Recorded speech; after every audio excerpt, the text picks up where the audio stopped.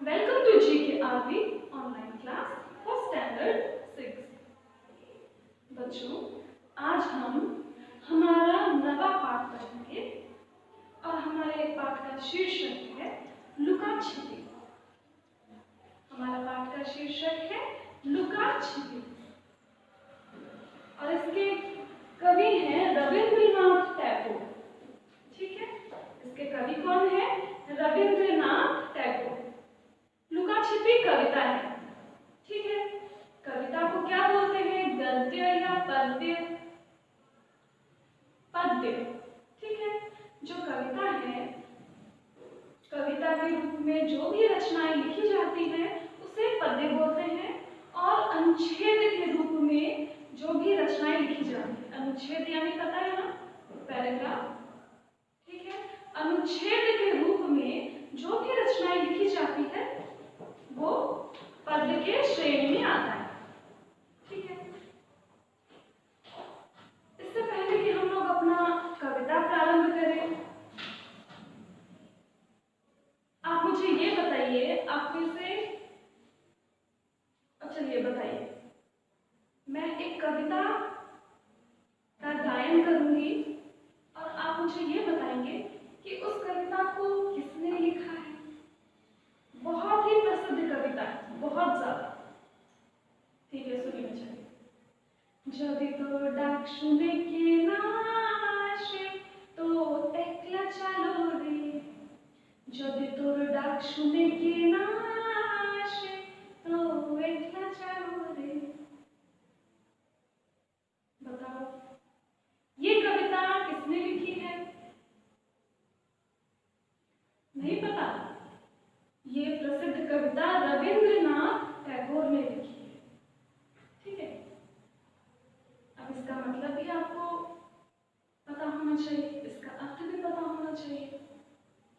इस कविता में ये बताया गया है कि जब आप जीवन के संग्राम में चल रहे हो, जीवन के संग्राम में साहसपूर्ण आत्मविश्वास सहित आगे बढ़ते जा रहे हो, तब जब आप लोगों को आवाज दो कि आओ मेरे साथ चलो, हम जीवन के संग्राम में एक साथ चलेंगे, सत्य के मार्ग पर एक साथ चलेंगे, और तब जब लोग आपकी बात पे ध्यान ना दें, आपका साथ ना दें, आपको सपोर्ट ना करें, उस स्थिति में क्या करना चाहिए? उस स्थिति में हमको अकेले ही जीवन के संग्राम के मार्ग में अकेले ही चलते जाना चाहिए। देखो, हमारे जीवन में कभी कभी ऐसा होता है, हमको पता होता है कि हम बिल्कुल सही हैं, कहीं पर भी भूल चूक नहीं है, बिल्कुल सही है। और जब हम दूसरे लोगों को बोलते हैं कि ये सही है, आपको भी इस रास्ते पर चलना चाहिए क्योंकि ये सत्य का मार्ग है, ये सही रास्ता है, तो सच बोलने के बावजूद भी कई बार ऐसा होता है, आप लोगों को सच बताते हैं लेकिन वो सच को स्वीकार नहीं करते और इसीलिए कोई आपका साथ भी नहीं देता, कोई आपको समर्थन भी नहीं देता। समर्थन यानी सपोर्ट। ठीक है, कोई हमें समर्थन भी नहीं देता। उस स्थिति में हम अकेले पड़ जाते हैं, है ना। जीवन के प्रति क्षण बहुत सारी ऐसी घटनाएं घट जाती हैं जो अनुचित होती हैं, बहुत खराब घटनाएं घट जाती हैं, होता है ना ऐसा। तो हम गलत चीज के लिए आवाज उठाते हैं, गलत चीज के विरुद्ध सही चीज के लिए आवाज उठाते हैं। ये गलत है, हमको सही रास्ते पे जाना चाहिए। लेकिन उसके बावजूद भी ऐसे कई लोग होते हैं जो हमारे आह्वान को, हमारी आवाज को नहीं सुनते और नहीं समझने की कोशिश करते हैं, और इसीलिए हम जब उनको बुलाते हैं, उनका आह्वान करते हैं, आओ, वो गलत मार्ग है, वो गलत तरीका है, सही रास्ते पे चलते हैं, सत्य का साथ देते हैं, लेकिन वो हमारा समर्थन नहीं करते, हमारा साथ नहीं देते। वो ऐसी स्थिति होती है, हम लोग अकेले पड़ जाते हैं। उस समय व्यक्ति का हृदय बहुत ही अस्थिर हो जाता है, उसके मन में ऐसी भावनाएं आने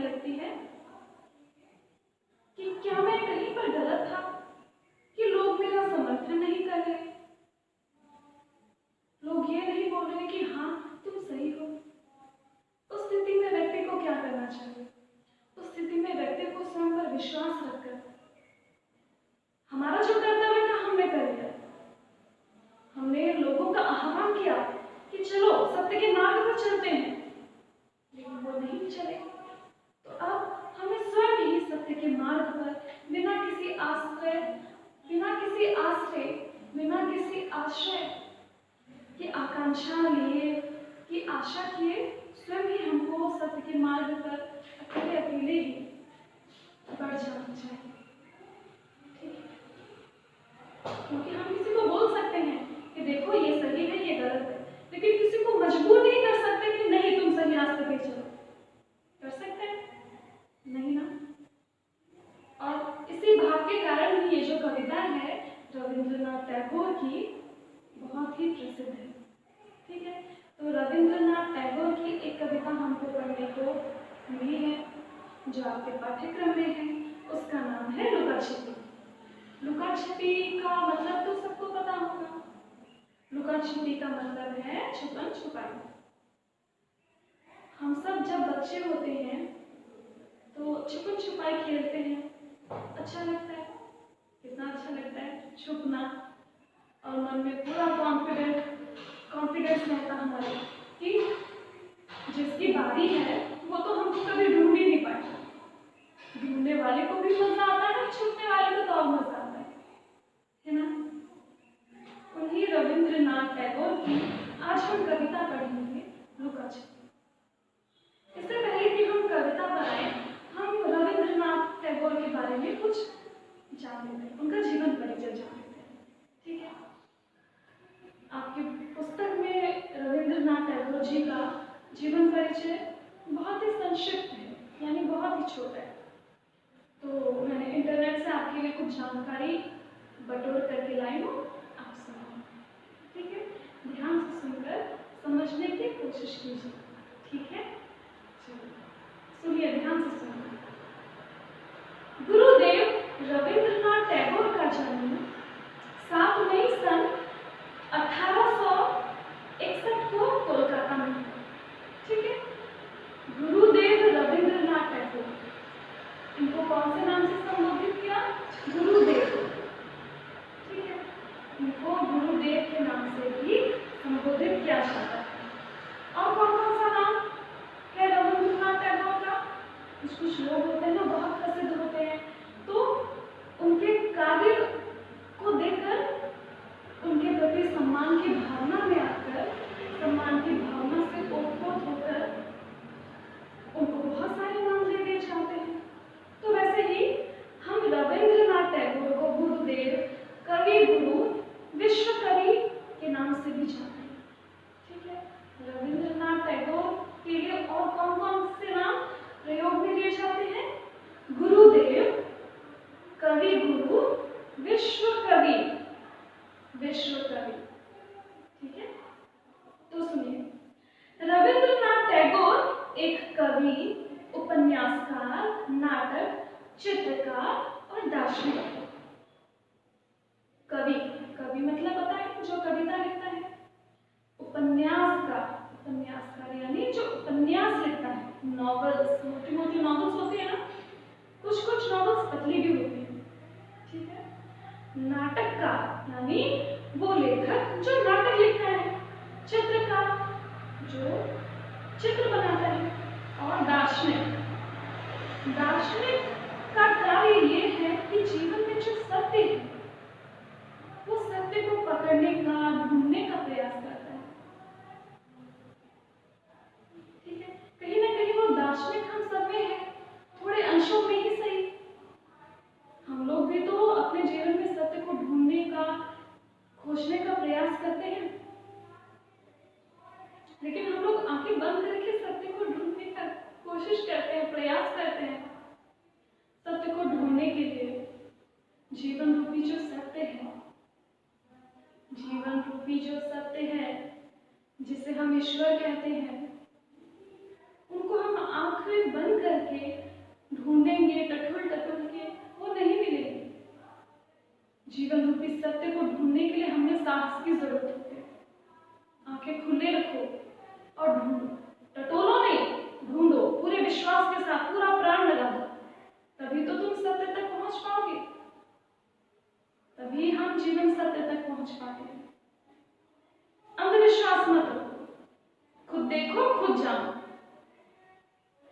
तभी आपके ज्ञान में विश्वास झलकेगा, वो प्रामाणिक माना जाएगा। ठीक है। रविंद्रनाथ टैगोर एशिया के प्रथम व्यक्ति थे जिन्हें नोबेल पुरस्कार से सम्मानित किया गया था। ठीक है। एशिया के प्रथम व्यक्ति थे रविंद्रनाथ टैगोर जिनको नोबेल पुरस्कार से सम्मानित किया गया था। नोबेल पुरस्कार यानी जिस व्यक्ति ने समाज में अपना महत्वपूर्ण योगदान दिया हो उसको नोबेल पुरस्कार दिया जाता है। नोबेल पुरस्कार बहुत ही बड़ा, बहुत ही सम्माननीय, सम्मानजनक पुरस्कार है। ठीक है। और ये कोई छोटी बात नहीं है, बहुत बड़ी बात है। हर किसी को नोबेल पुरस्कार नहीं मिल जाता। ठीक है। कुछ किए बिना ही जय जयकार नहीं होती, कोशिश करने वालों की कभी हार नहीं होती। ठीक है। हमारे जीवन में उपलब्धियां, सम्मान, पुरस्कार ऐसे ही नहीं मिल जाता, लोगों की वाहवाही ऐसे ही नहीं मिल जाती, हमको कुछ करना पड़ता है, अपना योगदान देना पड़ता है। अभी आगे देखो, वे अपने माता पिता की 13वीं संतान थे। पुराने जमाने में माता पिता के बहुत सारे बच्चे होते थे, तो उसी तरीके से रविंद्रनाथ टैगोर जो थे अपने माता पिता के 13वें संतान थे, 13 नंबर के बच्चे थे। ठीक है। 13वीं संतान थे। बचपन में उन्हें प्यार से रवि बुलाया जाता। हम सबका घर में कुछ ना कुछ नाम होता है ना, निकनेम, प्यार से जो नाम बुलाते हैं। तो रविंद्रनाथ टैगोर को बचपन में प्यार से रवि, सूर्य, ठीक है, रवि बुलाया जाता था। 8 वर्ष की उम्र में उन्होंने अपनी पहली कविता लिखी। ठीक है। 16 साल की उम्र में उन्होंने कहानियां, नाटक लिखना प्रारंभ कर दिया। देखो, जब वो 8 साल के थे तब उन्होंने अपनी पहली कविता लिखी थी। इतनी कम आयु में ही उनकी जो प्रकृति थी, प्रकृति ने उनको जो गुण दिया था वो अभिव्यक्त होने लगा था, प्रकट होने लगा था। ठीक है। और जब वो 16 साल के हुए तब उन्होंने नाटक और कहानियां लिखना प्रारंभ कर दिया। 16 साल यानी जब वो 11th या 12th में थे, 11वीं या 12वीं कक्षा में थे, ये उस समय उन्होंने नाटक और कहानियां लिखना शुरू कर दिया। ठीक है। उन्होंने जीवन में 1000 कविताएं, 8 उपन्यास, 8 कहानी संग्रह और विभिन्न विषयों पर अनेक लेख लिखे। ठीक है। इतना ही नहीं, रविंद्रनाथ टैगोर संगीत प्रेमी थे, उन्हें संगीत से बहुत प्रेम था और उन्होंने अपने जीवन में 2000 से अधिक गीतों की रचना की। उनके लिखे 2 गीत आज भारत और बांग्लादेश के राष्ट्रगान। ठीक है। उनके लिखे 2 गीत आज भारत और बांग्लादेश के राष्ट्रगान हैं। यहाँ पर आपके लिए एक छोटा सा होमवर्क है। आप नेट में सर्च कीजिए कि रविंद्रनाथ टैगोर ने भारत और बांग्लादेश के लिए कौन कौन सा राष्ट्रगान लिखा था। जानिए, पढ़िए उनके बारे में और जानकारी प्राप्त कीजिए, अपने ज्ञान में वृद्धि कीजिए। ठीक है। और वैसे भी जो आपको ये पता होना चाहिए, बंगाल की जो संस्कृति है वहां पर इस बात पर ज्यादा महत्व दिया जाता है। शिक्षा तो जरूरी है ही, उसके साथ संगीत भी, संगीत को बहुत महत्व दिया जाता है।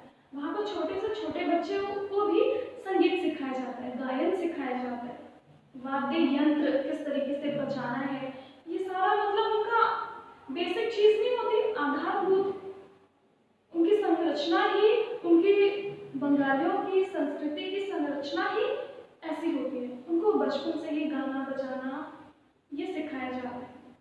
ठीक है। जीवन के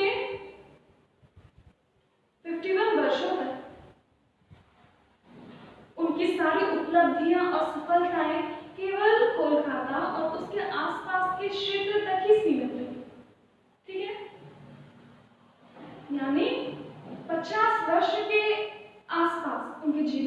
50 वर्ष के आसपास तक उन्होंने जितनी भी रचनाएं लिखी थी, उनकी जितनी भी उपलब्धियां थी, अचीवमेंट थी, वो अपने क्षेत्र के आसपास ही थी। ठीक है, कोलकाता और उसके आसपास के क्षेत्रों में ही लोग उनको जानते थे, उनके रचना कर्म से परिचित थे।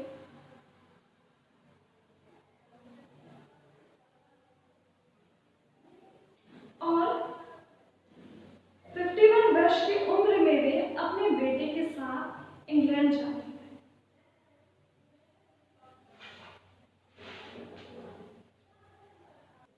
ठीक है, तो 51 वर्षों तक, 51 यानी 51, ठीक है, 51 वर्षों तक उनकी जो भी रचनाएं थी, जो भी उपलब्धियां थी, अपने जीवन में जो भी श्रेष्ठ उन्होंने अर्जन किया था, प्राप्त किया था, वो कोलकाता और उसके आसपास के क्षेत्रों तक ही सीमित था।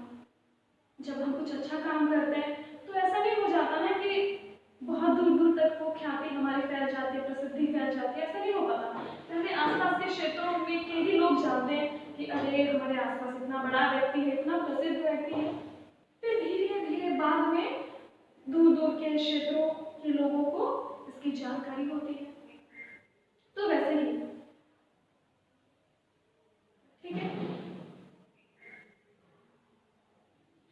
51 वर्ष की उम्र में वे अपने बेटे के साथ इंग्लैंड जा रहे थे। एक छोटी सी घटना का वर्णन है, इनके जीवन में एक रोचक सी घटना घटी थी, वो सुनिए। 51 वर्ष की उम्र में वे अपने बेटे के साथ इंग्लैंड जा रहे थे। समुद्री मार्ग से भारत से इंग्लैंड जाते समय उन्होंने अपनी कविता संग्रह गीतांजलि का अंग्रेजी अनुवाद करना आरंभ कर दिया। ठीक है, जब वो समुद्री रास्ते से भारत से इंग्लैंड जा रहे थे तो उनका जो कविता संग्रह है गीतांजलि, कविता संग्रह यानी उस बुक में उनकी बहुत सारी कविताएं इकट्ठी करके रखी जाती है। ठीक है, समुद्री मार्ग से भारत से जब इंग्लैंड जा रहे थे तो उन्होंने अपना जो कविता संग्रह है, उनकी कविता संग्रह गीतांजलि, उसका अंग्रेजी में अनुवाद करना प्रारंभ कर दिया था। गीतांजलि का अनुवाद करने के पीछे उनका कोई उद्देश्य नहीं था। ठीक है, अभी वो समुद्र के रास्ते इंग्लैंड जा रहे थे तो खाली समय कैसे व्यतीत करें, टाइम पास कैसे करें, तो इसीलिए उन्होंने समय का सदुपयोग करने के लिए अपनी कविता का अंग्रेजी में अनुवाद करना प्रारंभ कर दिया। उन्होंने एक नोटबुक में, ठीक है, एक कॉपी में अपने हाथ से गीतांजलि का अंग्रेजी अनुवाद किया। ठीक है, अभी लंदन से जहाज से उतरते समय उनका पुत्र उस सूटकेस को भूल गया जिसमें नोटबुक रखी थी, वो वाली नोटबुक जिसमें गीतांजलि का अनुवाद वो लिख रहे थे रविंद्रनाथ टैगोर। लेकिन किस्मत को ये मंजूर नहीं था कि रविंद्रनाथ टैगोर का अनुवाद इतनी सहजता से, इतनी आसानी से खो जाए, गुम हो जाए। जिस व्यक्ति को वो सूटकेस मिलता है वो होता है एक अजनबी। ठीक है, और वो खोल करके देखता है सूटकेस,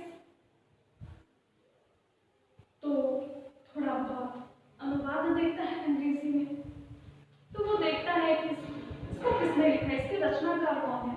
तो फिर बाद में अगले ही दिन वो सूटकेस रविंद्रनाथ टैगोर को वो व्यक्ति स्वयं ही जाकर, खुद जाकर लौटाता है।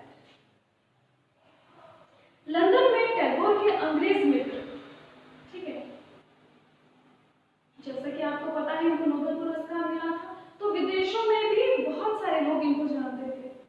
हमारी भारतीय संस्कृति को पाश्चात्य जगत में, विदेशों में फैलाने के लिए, लोगों को हमारी भारतीय संस्कृति से अवगत कराने के लिए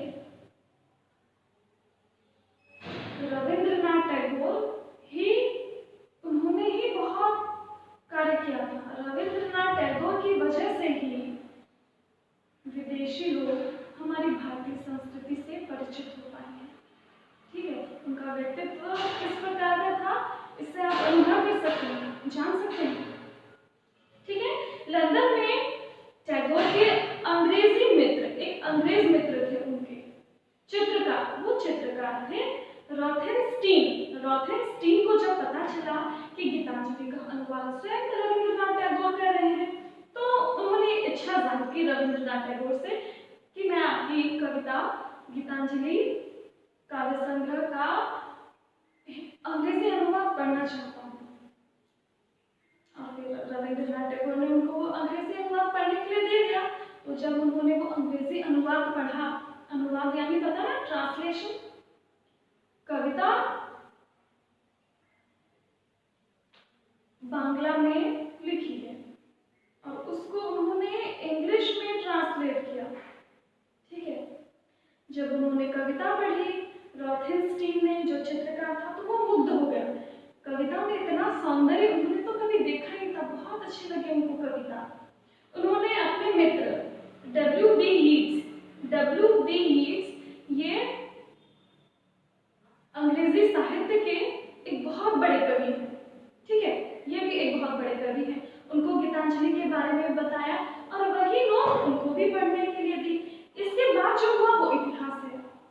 यीट्स ने स्वयं गीतांजलि के अंग्रेजी के मूल संस्करण का प्रस्तावना लिखा। ठीक है,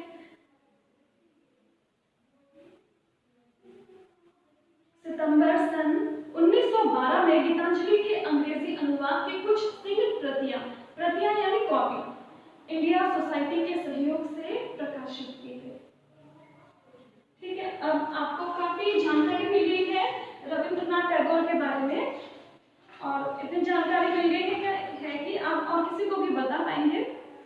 ठीक है, 7 अगस्त सन 1947 को इनका निधन हो गया। ठीक है, अभी कविता पढ़ते हैं। देखो, लुका छिपी, हमारी कविता का नाम है लुका छिपी। कविता को समझने का प्रयास करते हैं। जो बच्चे होते हैं वो बहुत कल्पनाशील होते हैं, वो हमेशा अपनी कल्पनाओं की दुनिया में, इमेजिनेशन की दुनिया में खोए रहते हैं। वो सोचते हैं कभी मैं ये बन जाऊं, कभी मैं वो बन जाऊं, काश मैं सुपरमैन बन जाता, कभी चिड़िया बन जाता, कभी तितली बन जाता। हम ऐसा सोचते हैं ना जब हम छोटे होते हैं। आप तो अभी भी छोटे हो, तो आप सोच रहे होंगे, है ना, कल्पना मिलाते हो कि काश मैं ये बन जाऊँ, काश मैं वो बन जाऊँ, फिर मेरे पास बहुत सारी शक्तियाँ आ जाएंगी, मैं ये करूँगा, वो करूँगा, सब कुछ होगा। तो कवि की कल्पना कैसी है ये देखो। इस कविता में माँ और पुत्र के बीच में जो प्रेम है उसको अभिव्यक्त किया गया है, उसको रविंद्रनाथ टैगोर ने बताया है। अपनी माँ के लिए उनके मन में किस प्रकार की भावना है, ठीक है, वो रविंद्रनाथ टैगोर ने बताया है। अब क्या सोचते हैं वो, अपना प्रेम किस प्रकार से अभिव्यक्त करते हैं। ठीक है, यदि मैं शरारत करूं, फूल बनकर चंपा के पेड़ पर जा खिलूं। कवि बोलते हैं अपनी माँ से, ठीक है, अपनी माँ को संबोधित करके वो ये कविता लिख रहे हैं। यदि मैं शरारत करूं, अगर मैं कभी शरारत करूं, फूल बनकर चंपा के पेड़ पर जा खिलूं। अभी कल्पना कर रहे हैं कि वो फूल बन गए, ठीक है, कि वो फूल बनकर चंपा के पेड़ में खिल गए हैं। किसी भोर बेला में डाली पर हिलने डुलने लगूं, और भोर बेला में जब शीतल ठंडी ठंडी पवन प्रवाहित हो रही हो और मैं डाली में, चंपा के पेड़ की डाली में लहरा रहा हूँ, तब तो माँ तुम मुझसे हार जाओगी। तब तो माँ, कभी बोले तब तो माँ तुम मुझसे हार जाओगी, तब तो मैं तुमको कितना प्यारा लगूंगा, इतना प्यारा लगूंगा कि तुम मुझे अपना सारा प्यार दे दोगे, है ना। जब माँ हमें प्रेम करती है, प्यार करती है, हमको कितना अच्छा लगता है ना। तब कवि की भावना ये है, जब मैं इतना सुंदर बन जाऊंगा माँ, जब मैं चंपा के पेड़ का फूल बन जाऊंगा और भोर के समय जब शीतल शीतल मंद मंद ठंडी ठंडी हवा बहेगी और मैं फूल बन के धीरे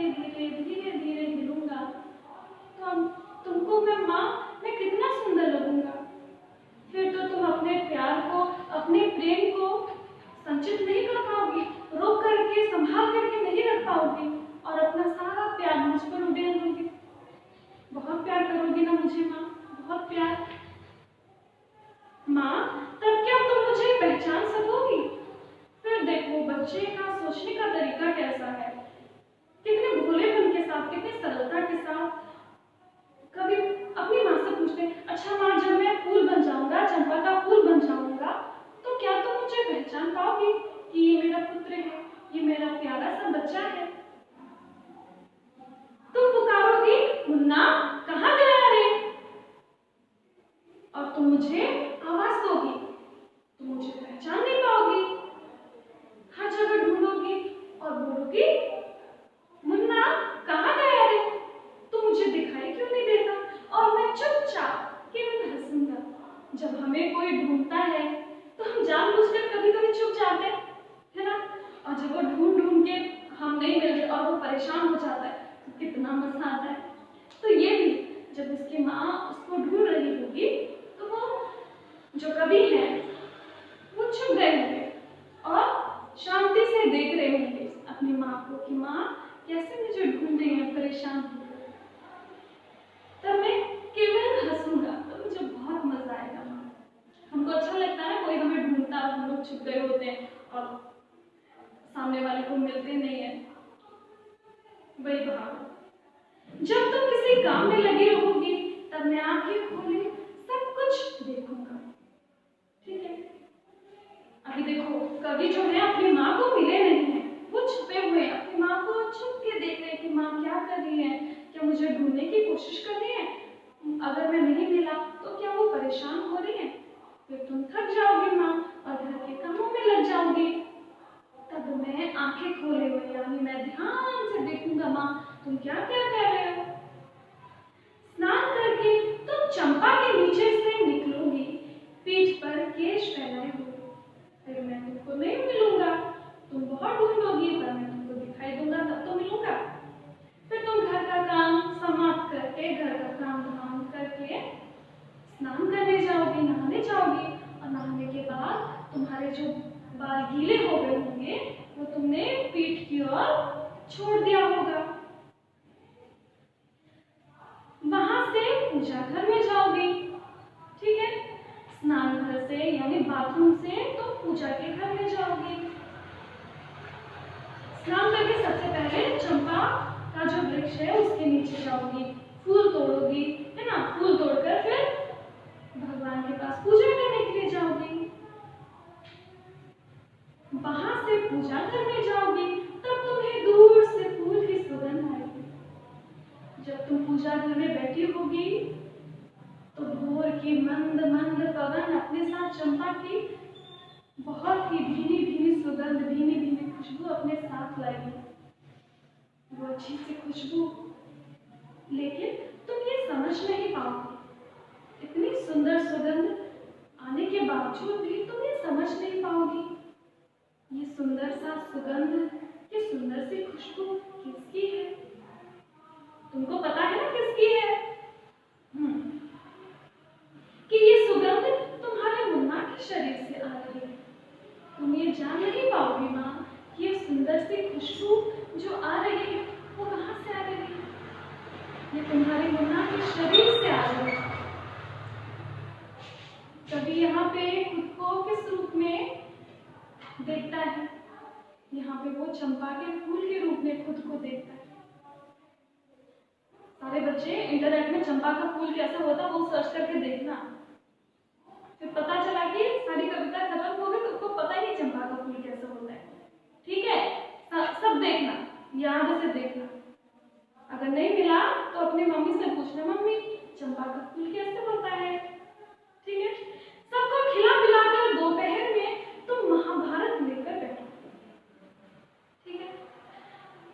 पूजा समाप्त हो गया, दोपहर का खाना बना के सबको खाना परोस के खिला के फिर तुम महाभारत की पुस्तक लेकर बैठोगी और जीवन को समझने का प्रयास करोगी। कमरे की खिड़की से पेड़ की छाया तुम्हारी पीठ और गोद में पड़ेगी। दोपहर का समय है तो दोपहर के समय में तो बहुत कड़क धूप होती है ना? तब सूरज की रोशनी जब पेड़ से छन करके आती है तो पेड़ पौधों की छाया भी पड़ती है ना? छाया पेड़ की रोशनी छनकर आती है तो पेड़ के पत्तों का, डालियों का आकार, उसका छाया पड़ता है ना। तो कभी उसका चित्रण कर रहे हैं दोपहर के समय। जब तुम महाभारत लेकर पढ़ोगे उस समय खिड़की से पेड़ की छाया तुम्हारी गोद और पीठ पे पड़ेगी। मैं तुम्हारी पुस्तक पर आज बुलाऊंगा, ठीक है?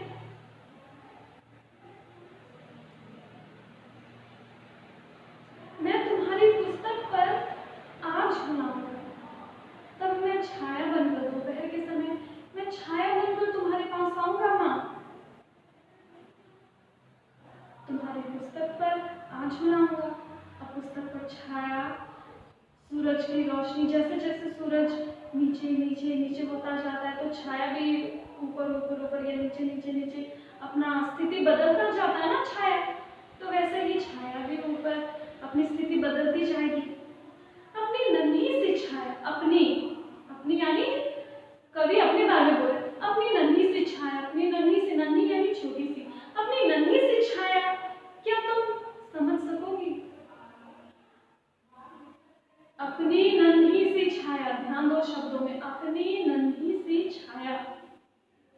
यानी जो बच्चे होते हैं वो अपने माँ बाप की छाया ही तो होते हैं, है ना? अपने माँ बाप का ही, अपने माँ बाप की ही परछाई होते हैं ना। हमारे माँ बाप जैसे होते हैं हम भी कहीं ना कहीं बहुत हद तक हमें भी वो गुण, वो क्वालिटी होती है। तो अभी देखो कितनी अच्छी बात बोल रहे हैं कवि, अपनी नन्ही सी छाया, मतलब कितनी प्यारी बात बोल रहे हैं और उसके साथ खुद को वो दुलार भी कर रहे हैं। अपनी नन्ही सी छाया क्या तुम समझ सकोगी? वो नन्ही सी छाया जो तुम्हारी गोद पर, तुम्हारी पीठ पर लहरा रही है, कभी यहाँ कभी वहां। क्या तुम समझ पाओगी वो नन्ही सी छाया कौन है? समझ पाओगी माँ? तुम्हारी आंखों में मुन्ना की छाया तैरती है, मैं अनुभव कर सकता हूँ माँ। भले ही तुम मुझे, मैं फूल बन के तुम्हारे पास आऊं, मैं सुगंध बन के तुम्हारे पास आऊं, मैं छाया बनकर तुम्हारे पास आऊं, भले तुम मुझे ना पहचान पाओ, लेकिन मुझे पता है, मुझे पूरा विश्वास है, मैं तुम्हारे हृदय में, तुम्हारी आंखों में हमेशा छाया बनकर तैरता रहूंगा। मेरी स्मृति हमेशा तुम्हारे हृदय में रहती है। भले तुम कुछ ना बोलो, लेकिन आप मुझे हमेशा याद करते हो, आप मुझे बहुत प्रेम करते हो, इसका मुझे ज्ञान है, ये मैं जानता हूँ। सांझ का दिया जलाकर जब तुम गाय की सार में जाओगे, ठीक है, सांझ यानी संध्या का समय, सांझ का दिया जलाकर, शाम के समय हम संध्या देते हैं ना, तो सांझ के समय, शाम के वक्त जब हम तुम दिया जलाओगी माँ, तब तुम गाय की सार में जाओगी। गाय की सार में जाओगी, इसका अर्थ क्या होता है?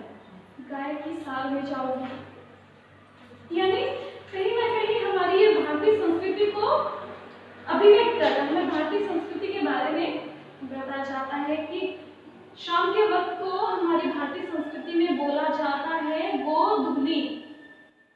यानी देखो, शाम के वक्त खेतों में, वन में, जंगलों में जो पशु, गाय, भेड़, बकरियां चरने के लिए जाते हैं, शाम के वक्त वो वापस लौट आती हैं, तो झुंड झुंड में लौट कर आते हैं, जानवर, गाय, सब कुछ, सारे पशु। तब वो जब झुंड में चलते हैं तो धूल उड़ती है उनके खुरों से। खुर मतलब पता है, गाय के जो पैर होते हैं वो नीचे एक प्लास्टिक की तरह होता है, काला काला, उसको खुर बोलते हैं। देखो मैं बता देती हूँ, ये मान लो गाय का पैर है, ठीक है, और नीचे एक ब्लैक कलर का होता है ना, इसको बोलते हैं खुर। क्या बोलते हैं? खुर। ख में छोटा ऊ की मात्रा।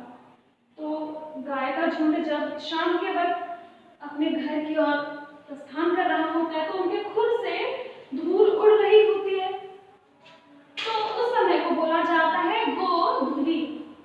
ठीक है, हर जगह मट्टी मट्टी हो जाता है। तो तुम हमारी भारतीय संस्कृति के अनुसार कार्य करोगी। शाम का वक्त हो गया है, तुम दिया जलाओगी माँ, पूजा करोगी, तब मैं फूल का ये खेल समाप्त करके तट से धरती पर टपक पड़ूंगी। देखो यहाँ पर कवि का सौंदर्य बोध, प्रकृति को कितनी अच्छी तरीके से वो समझते हैं, सौंदर्य का अनुभव कितने अच्छे तरीके से कर पाते हैं, ये बताया गया है। शाम के वक्त जो फूल होता है, भोर के समय जो फूल खिला होता है, वो शाम के वक्त पेड़ से टूट करके जमीन पर गिर जाता है। तो भोर के समय खिला हुआ फूल जब शाम को पेड़ से टूट करके जमीन पर गिर जाता है, तो वो जो दृश्य होता है ना, उसको कवि इस प्रकार से बताते हैं कि शाम के वक्त जब मैं फूल का खेल समाप्त करके, अभी वो फूल बन के अपनी माँ को देख रहे हैं और ये आशा करते हैं कि माँ उनको पहचान लेंगे, जब वो फूल का खेल खत्म करके तट से धरती पर गिर जाएंगे और फिर मैं तुम्हारा मुन्ना बन जाऊंगा, और जब मैं फूल बनकर चंपा के पेड़ से जमीन पर गिर जाऊंगा तब मैं तुम्हारा मुन्ना बन जाऊंगा। देखो कल्पना कैसे, कल्पना का किस प्रकार से उपयोग कर रहे हैं। फूल नीचे गिरा और वही फूल बच्चा बन गया, मुन्ना बन गया, यानी कवि स्वयं बन गए। तुम्हारे पास आकर कहूंगा, फिर मैं मुन्ना बन जाऊंगा और तुम्हारे पास आकर कहूंगा कहानी सुनाओ। छोटे बच्चे जिद करते हैं ना, माँ मुझे कहानी सुनाओ, मुझे कहानी सुनाओ, जिद करते हैं ना छोटे बच्चे कि माँ मुझे कहानी सुनाओ, अब मुझे कहानी क्यों नहीं सुनाती, तो अपनी माँ से ऐसे जिद करेंगे कहानी सुनाओ कहानी सुनाओ। तुम पूछोगी और तुम गुस्सा हो जाओगी और बोलोगी तू कहाँ था रे लट्ठर, मैं इतने देर से तुझे ढूंढ रही थी, तू कहाँ था, तू मुझे दिखाई क्यों नहीं दे रहा था। मैं कहूंगा वो मैं नहीं बताऊंगा, सो मैं नहीं बताऊंगा। और यहाँ पे हमारी कविता हो जाती है खत्म। कैसी थी, बहुत अच्छी कविता थी ना। इस कविता में हमने कल्पना के विविध अलग अलग रंग, अलग अलग रूप देखे। कभी वो फूल बन जाता है, कभी वो खुशबू बन जाता है, कभी वो छाया बन जाता है ना। तो कवि की कल्पना इस तरीके से होती है, इस ढंग की होती है। हम सब कल्पना करते हैं, आप भी कल्पना कीजिए और उस कल्पना को कविता के रंग में रंग दो। फिर क्या पता जैसे रविंद्रनाथ टैगोर जैसे विश्व कवि थे, आप बन जाओ और मैं बोलूंगी अरे इस बच्चे को तो, इस महान कवि को तो मैंने बचपन में पढ़ाया था 6th क्लास में। ठीक है, कोशिश करो, जो भी मन में भावनाएं आती है किसी शांत समय में, उसको एक कॉपी लो, उसमें लिख दो, जो भी भावनाएं आती उसको लिख दो, जिस भी रूप में, गद्य के रूप में या कविता के रूप में आप कैसा अनुभव करते हैं,